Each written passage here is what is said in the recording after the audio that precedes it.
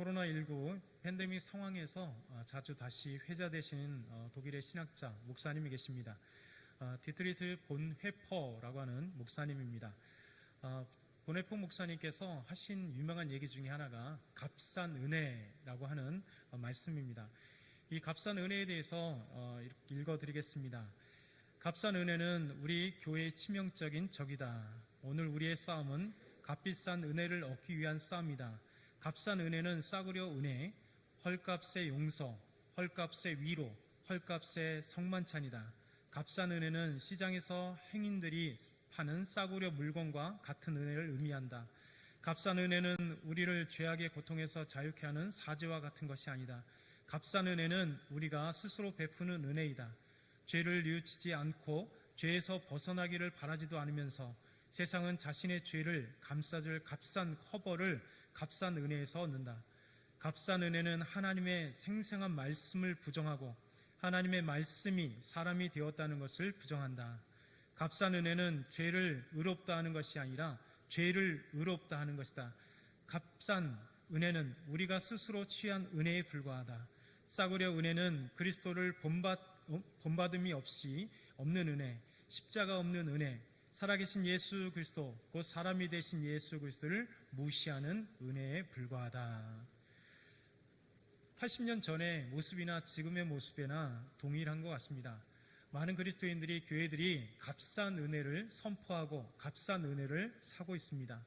그럼에도 정말 값비싼 은혜, 예수 그리스도, 생명 되신 예수 그리스도, 그분을 따라가는 진귀한 값비싼 은혜를 사모하지 않는 우리의 모습들을 발견하게 됩니다. 우리의 한국교회의 모습들, 우리 그리스도인의 모습들이 어느 순간 값싼 은혜에 빠져 있는 것 같습니다. 사실 보네포 목사님은 나치 정권에 저항하는 그리스도인이었습니다. 그리고 참된 제자로서의 삶을 그렇게 강조했던 신학자여 목사님이었습니다. 보네포 목사님은 예수님을 따라가는 제자도가 없는 그리스도인들은 그리스도인이 아니다, 이렇게 얘기했습니다. 우리들의 모습을 보여주는 것 같아요.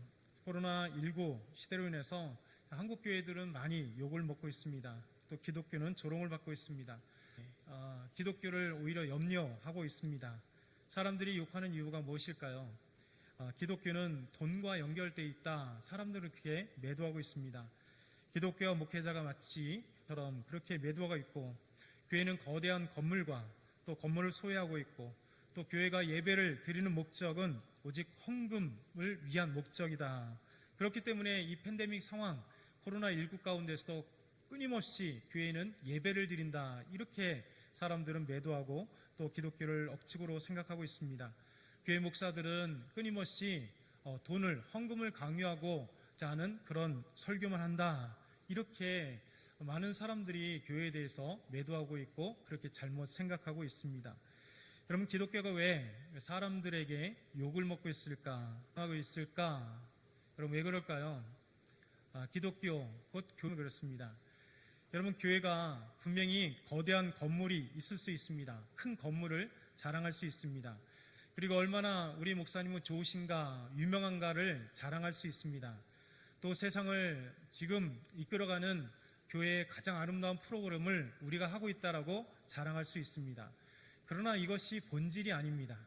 교회의 본질은 아닙니다. 본질로 인해서 나타난 결과물에 불과한 것이죠. 우리는 이렇게 큰 교회를 가지고 있고, 우리는 숫자가 얼마나 되고, 우리는 한국교회를 이끌어가는 그런 최고의 프로그램을 가지고 있고, 우리는 헌금이 얼마나 많고, 우리는 많은 사람들에게 얼마나 모범되는 교회인가 자랑할 수 있습니다. 근데 이것은 교회의 본질로 인하여 나타난 결과에 불과합니다. 그러면 여러분, 교회의 본질, 기독교의 본질은 무엇일까요? 교회의 본질, 기독교의 본질은 바로 복음입니다. 예수 그리스도 십자가의 복음, 예수 그리스도 인하여 죄인이 구원받는 이 놀라운 소식, 그것이 바로 복음입니다.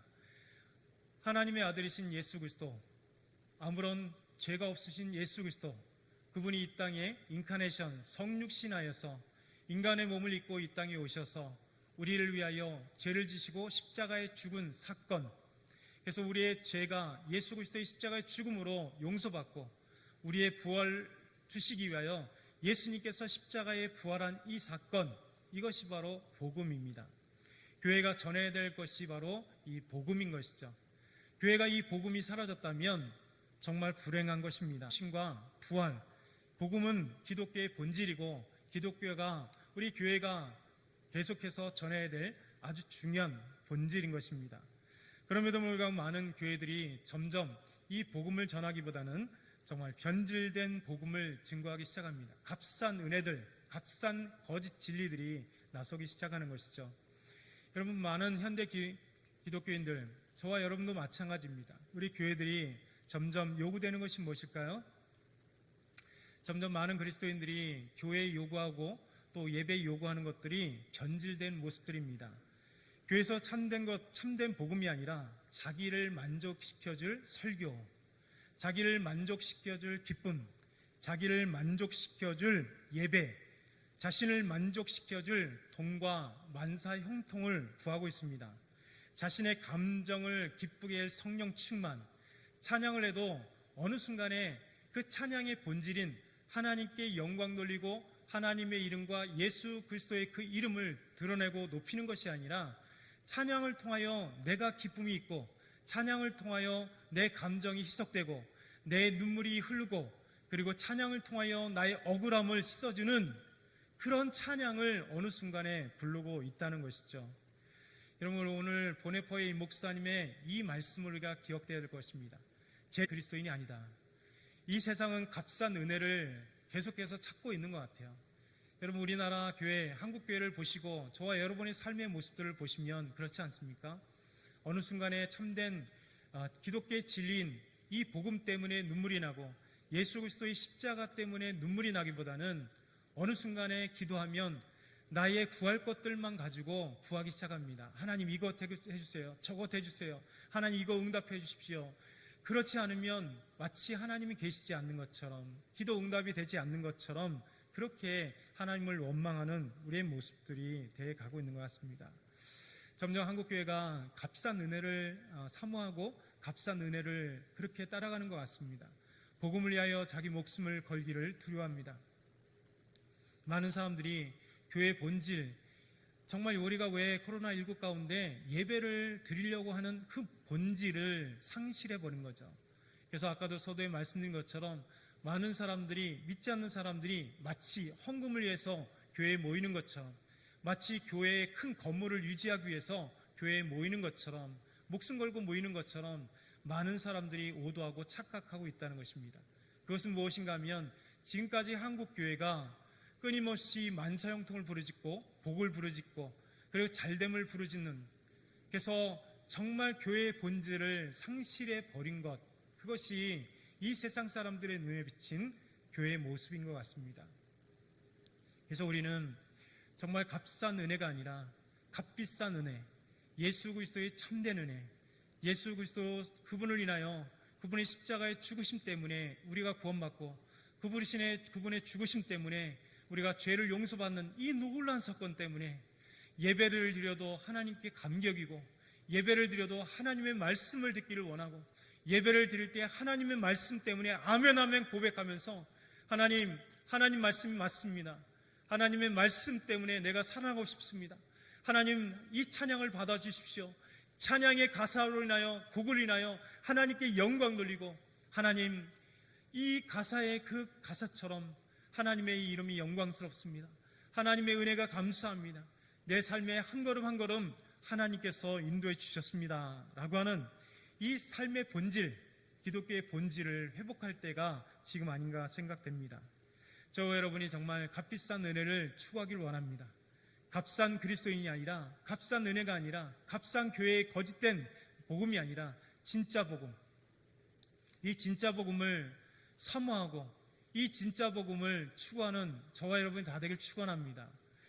사도 바울은 오늘 우리에게 이 놀라운 소식을 전해주고 있습니다. 정말 예수 그리스도, 그분이 누구신가에 대해서 설명하고 있죠. 그러기 위해서는 오늘 첫 번째, 바울은 육신을 자랑하는 자들에 대한 바울의 변증이 나타나고 있습니다. 우리 4절 한번 같이, 4절 같이 크게 한번 읽겠습니다. 그러나 나도 육체를 신뢰할 만하니며 만일 누구든지 다른 이가 육체를 신뢰할 것이 있는 줄로 생각하면 나는 더욱 그러하리니. 자기 자신을 소개할 때 세 가지의 모습들이 참 나타납니다. 하나는 열등감, 하나는 교만, 하나는 겸손이라는 것이죠. 많은 사람들이 사실 열등감에 사로잡혀 있습니다.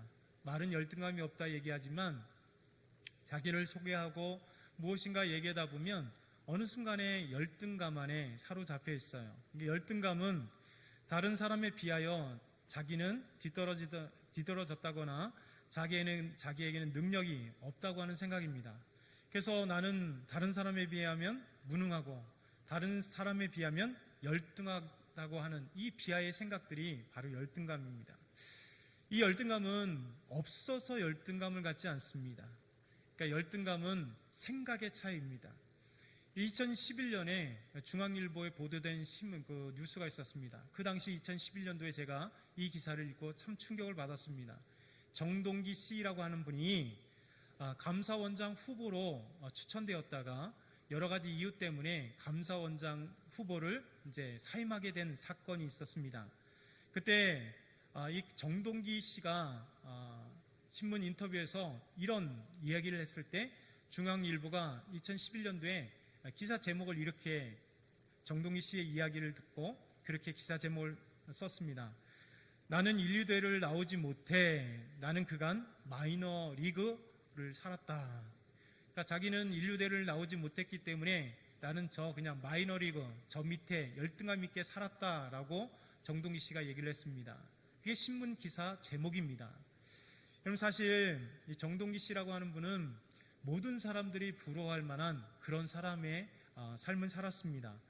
여러분 그는 서울 병동고등학교를 나왔고 한양대 법대를 졸업했습니다. 그리고 1976년 제18회 사법시험에 합격한 뒤 사법연수원을 수록한 뒤 검사로 임용이 되었습니다. 검찰에서는 대구지검장, 인천지검장, 대구고검장, 법무부 차관, 대검차장 등 고위직을 다 역임했습니다. 이명박 정부 출범할 때에는 대통령직 인수위원회 법무행정분과 간사를 역임했고 청와대 민정수석 비서관을 역임했습니다. 그리고 감사원장 후보까지 올라갔던 사람입니다. 여러분 모든 사람들이 정동기 그 정도 했다면 검사의 최고 지검장, 고검장까지 다 했고 법무차관까지 했고 엄청난 그런 이력을 소유한 그 정동기 씨가 자기는 유명한 대학을 나오지 못해서 나는 마이너리그 삶을 살았다라고 이렇게 고백했던 얼마나 삶에 자신의 그 열등감을 표현하는가라는 것을 생각해 보았습니다. 누구나 자기를 소개할 때 많은 사람들이 어느 순간에 자기 학력에 대해서 열등감을 갖습니다. 나의 부모님에 대해서 열등감을 갖습니다. 내가 살아왔던 것에 대해서 열등감을 갖는 사람들이 참 많습니다. 반면에 또한 교만과 겸손이라고 하는 것이 있습니다. 사실 교만과 겸손은 동전의 양면처럼 되어 있습니다. 교만은 가지고 있기는 하지만 타인보다 항상 우월하다라고 그렇게 자랑하는 생각입니다. 반면 겸손은 가지고 있지만 자랑하지 않고 스스로 낮추는 그런 삶의 겸손한 모습을 가지고 있는 것이 겸손입니다. 사도 바울은 오늘 자랑하는 자 앞에, 교만한 자 앞에 자신을 겸손히 드러내는 모습을 우리에게 보여주고 있습니다. 빌립보 교회에 들어온 거짓 교사들이 있었습니다. 그들의 특징은 자기들의 육체를 자랑했습니다. 그들은 자기들이 빌립보 교인보다도 우월하다고 생각했습니다. 자기들은 유대인이며 율법을 가지고 있는 자, 율법을 안다라고 자부심했던 자들이 있었습니다. 그러나 그들은 율법을 모르는 자들이었죠. 그들의 자부심은 육체적인 그냥 혈통적인 유대인에 불과함에도 불구하고 자기들은 교만해서 빌립보 교인들보다 탁월하다고, 빌립보 교인보다 낫다라고, 나는 너희보다 율법을 더 잘한다라고 그렇게 교만하게 생각했던 사람들입니다. 그래서 이렇게 거짓 교사들 빌립보 교회에 찾아와서 그들을 유혹했던 이 유대인들을 향하여 자랑하며 고만했던 이 자들을 향하여 사도 바울은 내가 누구인지에 대해서 소개하고 있습니다. 여러분 사도 바울은 자신을 소개할 때 자신의 이력과 삶을 소개할 때 교만이 아니었습니다. 그는 자부심이었습니다. 자랑이었습니다. 내가 누구인지에 대해 소개함으로써 거짓 그리스도인들, 거짓 사도들, 거짓 교사들, 거짓 이 유대인들에게 부끄러움을 주고 그들이 자신이 무엇이 잘못되어 있는지를 알게 하기 위해서 사도 바울은 자기를 소개하는 것입니다. 자랑하고 있는 것입니다. 그래서 참된 복음이 무엇인지, 거짓된 복음이 무엇인지를 알게 하기 위해서 사도 바울은 자기 자신을 소개하고 있습니다. 그 소개가 3장 5절부터 6절의 말씀입니다. 우리 3장 5절에서 6절 천천히 한번 같이 읽겠습니다. 나는 8일 만에 할례를 받고 이스라엘 족속이요 베냐민 지파요 히브리인 중에 히브리인이요 율법으로는 바리새인이요 열심으로는 교회를 박해하고 율법의 의는 흠이 없는 자라. 사도 바울은 거짓 유대인들, 거짓 교사들을 향하여 너희들이 자랑한다면 나도 자랑하겠다. 그러면서 내가 누구인지에 대해서 사도 바울은 이렇게 소개하고 있는 것입니다. 오늘 말씀 보면 첫 번째, 바울은 8일 만에 할례를 받았다. 이렇게 자신을 소개하고 있습니다. 나는 8일 만에 할례를 받았다. 바울은 그의 부모가 유대인이었습니다. 그래서 바울은 태어나면서부터 유대인이었습니다. 그리고 그의 부모님들은 경건한 유대인으로서 사도 바울이 태어난 지 8일 만에 율법의 말씀대로 8일 만에 그를 할례를 시켰습니다.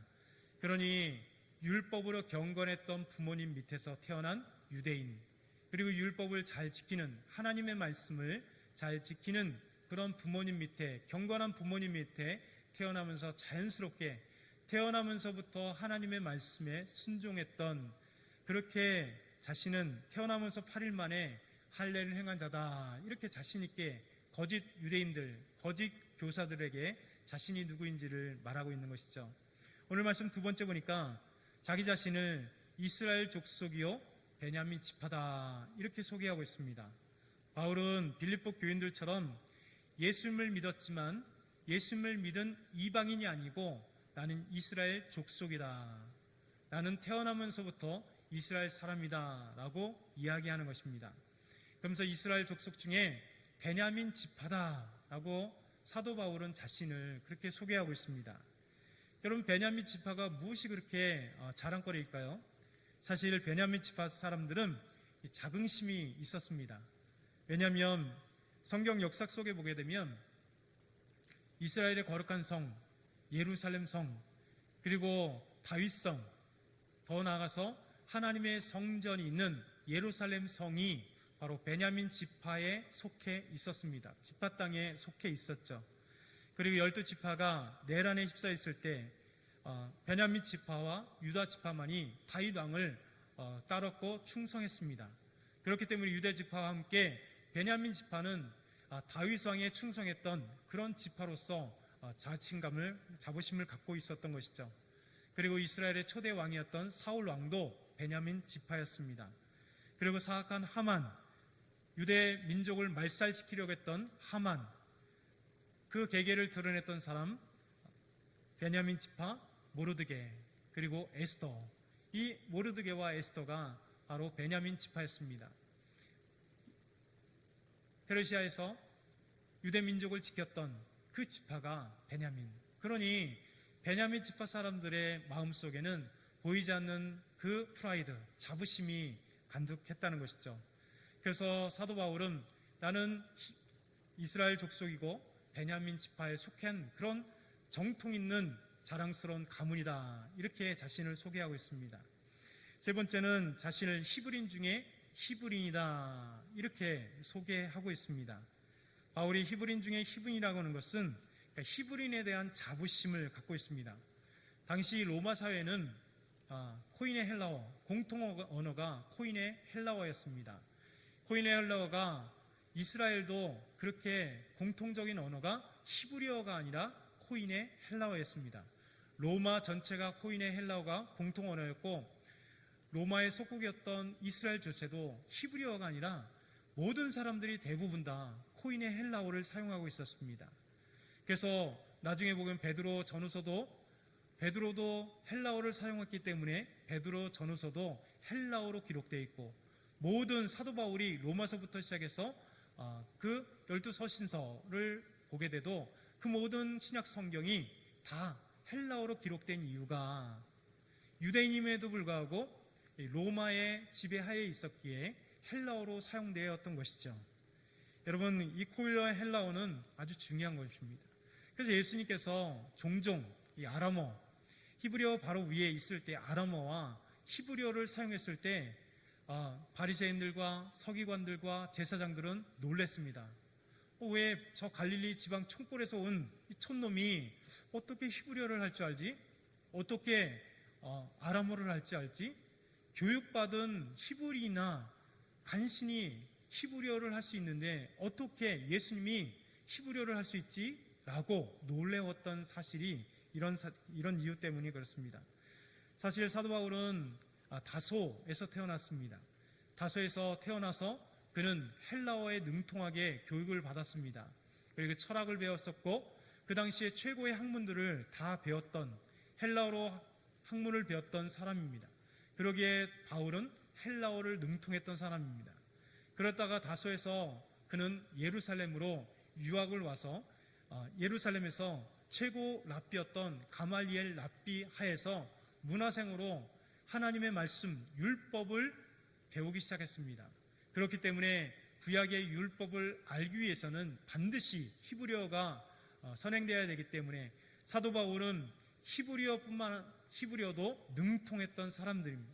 그래서 헬라어도 능통하고 히브리어도 능통한 사람, 유대인이었지만 대부분의 유대인들이 히브리어, 자기 모국어를 다 상실해서 모국어를 히브리어로 하지 못했는데 사도 바울은 자신은 히브리어도 능통한 유대인, 그래서 히브리인 중에 히브리인이라고 자기 자신을 자랑했던 그것입니다. 네 번째는 바울은 나는 율법으로는 바리새인이다 이렇게 말했습니다. 바울은 율법으로 바리새인이었습니다. 당시 바리새인들은 율법을 지키는 데 있어서 자부심이 강했던 사람들이 바리새인들입니다. 바리새라고 하는 뜻이 분리된 자, 거룩한 자라는 뜻을 갖고 있죠. 그래서 율법을 철저히 지키며 불결하고 부정한 것으로부터 구분된 자, 그리고 거룩한 자, 정하지 않은 것에서 거룩한 하나님의 율법을 지킴으로 그렇게 거룩한 자가 바로 바리새인들이라고 그렇게 자신들을 분리한 사람들이 바리새인입니다. 그래서 바리새인들은 엄격한 율법을 준수했고 모범으로 유대인들에게 큰 신망과 존경을 받았던 자들이 바리새인입니다. 그래서 회당 조직을 통해서 유대 전 사회에 가장 영향력을 끼쳤던 사람 지파 중에 그 파 중에 하나가 바리새파였습니다. 그러기에 사도 바울은 율법을 통하여 신실히 지킨 자, 히브리인 중에 히브리인이고 율법으로는 나는 바리새인이다 라고 그렇게 자랑했던 것이죠. 그는 다섯 번째, 열심으로는 교회를 박했던 자가 바로 나다, 이렇게 바울은 자기 자신을 소개하고 있습니다. 바울은 예수 그리스도를 믿는 자들을 잡아 죽이기 위해서 다메섹으로 가다가 다메섹에서 부활하신 예수 그리스도를 만나게 됩니다. 그래서 예수 그리스도를 만남으로써 예수 그리스도를 믿는 자가 되었죠. 그러나 그 전에는 그는 가말리엘 문화생으로서 바리새인이요 히브리인 중에 히브리인이요 율법에 온전하게 지켰던 이 바리새인의 입장, 그 바리새인의 유대교의 입장에 있었던 바울이 예수님을 믿는 그리스도인을 봤을 때는 그의 입장에서는 바로 이단을 믿는 자들이었다고 생각했습니다. 바로 율법을 통하여 하나님께 나아가야 되는데 예수 그리스도 그분을 통하여 구원받는다는 이 사실을 받아들이 못했던 자가 바로 사도 바울이었죠. 그래서 사도 바울의 입장에서는 바로 예수 믿는 그리스도인들이 다 이단자요, 이단의 괴수를 믿고 있는 자였기 때문에 그들을 반드시 없애버려야 될 사람들이라 생각했습니다. 그래서 열심으로는 교회를 박해했던 자가 사도 바울이다라고 자기 자신을 그렇게 이야기한 것입니다. 갈라디아서 1장 12절과 13절 말씀 보면 이렇게 말씀합니다. 내가 이전에 유대교에 있을 때에 행한 일을 너희가 들었거니와 하나님의 교회를 심히 박해하여 멸하고 내가 내 동족 여러 영갑자보다 유대교를 지나치게 믿어 내 조상의 전통에 대하여 더욱 열심히 있었으나. 자기 자신이 어떠했었냐면 나보다 많은, 나이가 많고 나보다 더 깊이 유대교에 있었던 사람들보다 내가 더 열심히 있어서 교회를 박해했었던 사람이었다라고 이야기를 합니다. 조상의 전통이었던 유대교에 그렇게 심취했던 사람이 바로 바울이었다. 그러니 거짓 교사들, 너희들은 나에게 비하면 아무것도 아니야, 이렇게 자랑하고 있는 것이죠. 여섯 번째는 율법의 의로는 흠이 없는 자였다라고 사도 바울은 자기 자신에 대해서 변증하고 자기 자신을 소개하고 있는 것입니다. 바울은 율법의 의로는 흠이 없는 자라 자랑한 것입니다. 그만큼 바리새인이요 히브리인 중에 히브리인 이 바울이 율법의 말씀에 충실히 순종하고 섬겼던 자입니다. 바울은 자기 자신을 자랑하는 것입니다. 바울은 이 자랑은 자기가 살아왔던 모든 인생을, 그 인생애를 소개하고 있는 것이죠. 어떤 생각하면 바울의 자랑이 마치 교만해서 다른 사람들에게 자기가 이런 사람이 하면 뽐내는 것 같이 보일 수 있으나 그거 아닙니다. 자부심입니다. 나는 이렇게 살아왔던 사람이고 나는 이런 사람이었다라고 하는 자부심. 여러분, 자부심이라고 하는 것은 교만과 다릅니다. 왜냐하면 자부심이라고 하는 것은 내가 이런 삶을 살아왔다라고 하는 것이죠. 여러분들도 자부심 있지 않아요? 지금까지 살아왔던 나의 인생, 참 힘들고 어려웠던 인생이었지만 내가 이렇게 열심히 살아왔다. 내가 이렇게 열심히 우리 사랑하는 자녀를 낳고 힘들었지만 초등학교를 보내고 중학교를 보내고 대학교를 보내고 또 직장 가기까지 얼마나 하나님 앞에 열심히 기도하며 우리 자식들을 위하여 헌신했는지. 여러분, 이런 얘기를 할 때 그게 교만일까요? 아니죠. 그것은 나의 인생이었고 내가 열심히 살아왔던 모습이 있기에 자부심인 것입니다. 자랑할 수 있는 것이죠. 사람들은 모두 자기 자신 열심히 살아왔던 것에 대해서 자부심이 갖고 있습니다. 저도 마찬가지입니다. 저도 제 인생을 잠깐 추적해서 얘기할 때 그렇습니다. 저는 중요한 2개의 대학교를 졸업했고 저는 4개의 대학원을 졸업했고 그리고 8권의 신학 서적을 집필했습니다. 그리고 저는 1개의 대학교에서 개원교수로 지냈었고 그리고 지금도 1개의 대학교의 교수로, 지금 성서신학 교수로 지금 사역하고 있습니다. 여러분, 이것이 나의 모습입니다. 왜 이렇게 얘기할까요? 이것은 누구에게 나를 뽐내려고 하는 게 아니라 비록 부족하지만 열심히 2개의 대학교를 공부했고 4개의 대학원을 졸업했고 석사와 박사를 졸업했고 박사학위를 가지고 있고 열심히 시간 나는 대로 열심히 공부하고 그래서 신학의 귀한 서적들을 열심히 집필하여 8권의 책을 한국의 교회에 소개함으로써 정말 성경에 대해서, 예수님에 대해서 소개할 수 있는 그 시간들을 내가 가졌다. 이게 뭡니까? 내가 열심히 살아왔다라고 하는 인생의 이력인 것이죠. 이런 것은 교만이 아닙니다. 사도 바울은 마찬가지 지금까지 얘기했던 것은 바로 나의 이력, 나의 삶이 이러했었다. 내가 얼마나 열심히 살아왔으며 하나님 앞에 하나님 부끄러움 없는 인생을 살아왔는 것이 너희들의 아는 것이다. 그러기에 너희들에게 찾아왔던 빌립보 교회에 와서 너희들을 유혹하고 너희들을 유혹하는 그 사람들이 거짓이다. 그들이 너희에게 전하는 복음은 거짓이다. 내가 이러한 사람으로 진짜 유대인이었고 율법에 흠이 없었고 나는 바리새인 중에 바리새인이고 히브리인 중에 히브리인이었고 나는 정말 이런 사람인데 그러나 나는 예수 그리스도를 만남으로 말미암아 내가 너희에게 전하는 율법 그것은 온전했고 내가 너희에게 전한 예수 그리스도 그분은 바로 진실하다 라고 하는 것에 대한 자기의 변증이 되는 것입니다. 저 여러분에게 사도 바울은 이러한 것을 얘기하는 것입니다. 자기 자신을 교만하는 것이 아니라 자랑하는 것입니다. 내가 지금껏 열심히 살아왔던 자기 인생을 빌립보 교인들에게 소개하고 있는 것이죠. 여러분, 오늘 말씀 왜 이가 자기 자신을 이렇게 소개할까? 그 다음이 중요한 것입니다. 크게 2번째, 사도 바울은 참된 자랑은 오직 예수 그리스도다. 참된 자랑은 오직 예수 그리스도다 라고 소개하기 위해서 이렇게 이야기하는 겁니다. 자기의 자랑을 얘기하는 것, 자기가 누구인지를 얘기하는 것은 바로 거짓 교사들, 빌립보 교인들을 유혹하는 그 거짓 교사들을 향하여 내가 진짜 교사다라는 것을 변증하기 위해서 그렇게 했다는 것이죠. 사도 바울은 예수 그리스도를 믿고 또 예수 그리스도를 통해서 이제 변화된 고백을 하게 됩니다. 바로 예수님을 알면서 내가 이런 멋진 삶을 살아왔지만 이것은 주님 앞에 아무것도 아니다라는 고백을 하게 되는 것입니다. 여러분, 자기 자신의 최고의 고백은 무엇일까요? 바로 예수 그리스도입니다. 여러분과 저의 최고의 고백은 예수 그리스도입니다. 예수 그리스도 때문에 내가 살았고, 예수 그리스도 때문에 내가 생명을 얻었고, 예수 그리스도 때문에 나는 주님의 사람이 되었습니다라고 하는 고백이죠. 여러분, 예수님을 만난 사람만이 예수 그리스도가 나의 최고의 우선순위가 됩니다. 예수 그리스도만이 나의 최고의 고백이 되게 되는 것이죠. 여러분, 정근모 장로님을 잘 아실 것입니다. 정근모 장로님은 정말 천재 중에 천재입니다. 경기 중학교, 경기 고등학교를 졸업했죠. 근데 경기 중학교를 1년 만에 졸업하고 경기 고등학교도 입학했으나 4개월 만에 월반을 했습니다. 3학년을 다 다닌 게 아니라 4개월 만에 그는 검정고시를 치르고 서울대 차석으로 들어갔습니다. 그리고 서울대를 졸업하고 23살에 미시간 대학교에서 최연소 물리학 박사를 받았습니다. 그리고 24세 24살 때 플로리다 대학교의 교수로 임명됩니다. 그래서 대학생들보다 나이가 어린 꼬마 교수라고 불렸습니다. 우리나라 최초의 핵융합 과학자입니다. 미국 나사에서 근무했습니다.